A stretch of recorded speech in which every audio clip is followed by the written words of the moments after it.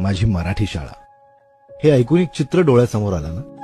त्या शाळेच्या पटांगणाशी आपल्या आणि आपल्या आधीच्या कित्येक पिढ्यांच्या मराठमोळ्या आठवणी आहेत यासोबत. शाळेची वेळ जरी चुकली तरी मित्राचा मैत्रीचा हात कधी नाही चुकला. ती घंटा अजूनही कधीतरी कानात वाजते. सकाळी आई इस्त्री करून दिलेली कपडे घालून शाळेत जायचं आणि संध्याकाळी चुरगळलेले कपडे घेऊन घरी यायचं. या सगळ्या फक्त आठवणी बनून राहिल्यात. महाराष्ट्र आणि मराठी संस्कृतीचा अभिमान छत्रपती शिवाजी महाराज नुसते पुस्तकाचा भाग नाही, आयुष्याची प्रेरणा झाली ते ह्याच मराठी शाळेत. लाखो यशस्वी आणि तेजस्वी विद्यार्थी घडवले ते ह्याच मराठी शाळेत.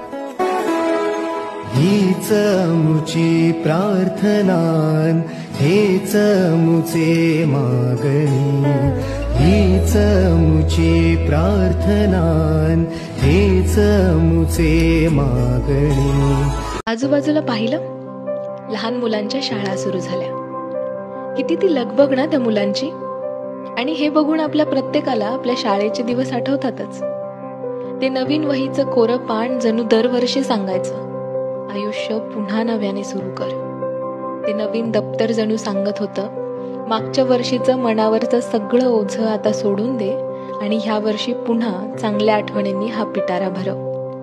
ते नवीन बूट सांगत होते, फाटले असतील मागचे शूज, मागचा रस्ता जरा कठीणच होता, पण पुढच्या प्रवासाच्या रस्त्यासाठी ह्या नवीन बुटांनी पुन्हा तयार राहा. कमाल होते नाही ते शाळेचे दिवस, जिथे ऑफिसच्या चेअरपेक्षा तो लाकडाचा बेंच भारी वाटायचा आणि कामाच्या ओझ्यापेक्षा दप्तराचं ओझं हलकं वाटायचं. कधी वाढले हे दुरावे, कळे ना जुरे बाग, आता सुनी सुनी सारी काकडे नाशी, हरवली पाखरे, हरवली पाखरे. आपल्या लाईन कडे बघणं सुद्धा एक कला आहे. लाईनला पण नाही कळलं पाहिजे की आपण तिच्याकडे बघतोय.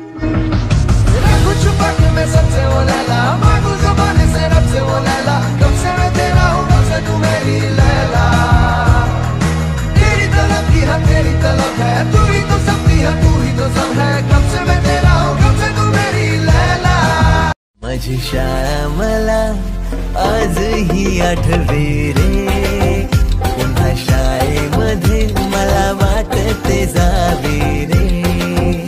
माझी शाळा मला आजही आठवते रे, पुन्हा शाळेमध्ये मला वाटते जावे रे.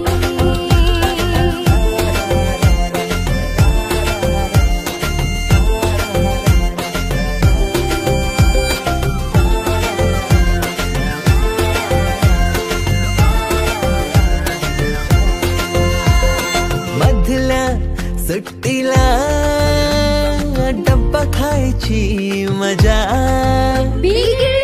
आता पोटात जा. खारीच्या दातांनी शेर केला लिमलेटच्या गोळ्या.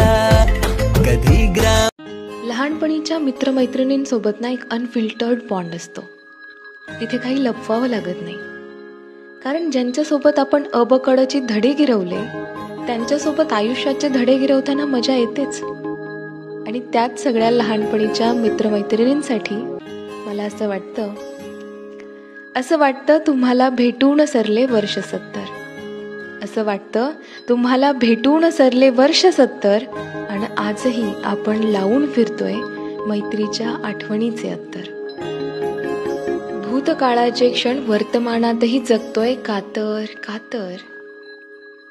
भूतकाळाचे क्षण वर्तमानातही जगतोय कातर कातर आणि आजही आपण लावून फिरतोय त्या मैत्रीच्या आठवणीचे अत्तर, त्या मैत्रीच्या आठवणीचे अत्तर. आजकालची पोरं वर्गात कोणी नसले की प्रपोज करतात, मिठ्या मारतात आणि आम्ही वर्गात कोणी नसले की स्वतःच्या जागेवर चांगला बेंच नेऊन ठेवायचं. आजकालची मुलं मॅडमला व्हॉट्सअपवर पण ऍड करतात आणि एक आम्ही होतो, मॅडम बाजारात जरी दिसल्या तरी आम्ही आईच्या पदराआड असं लपायचो.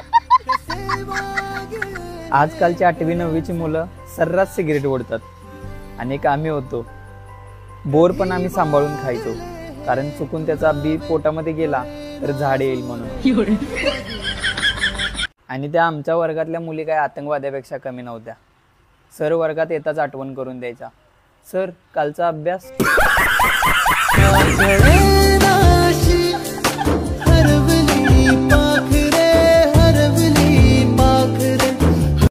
बाबा मला परीक्षेत 90% मार्क मिळाले तर तुम्ही काय कराल? मी आनंदाने वेडा होऊन जाईल. हीच भीती होती म्हणून नापास झालो. तुम्ही वेडे झालात तर आम्हाला कोण सांभाळणार? आम्ही तुझ्या एवढे होतो ना तेव्हा मेणबत्तीच्या उजाडाखाली अभ्यास करायचो. एवढीच खाज होती तर दिवसा करायचा ना.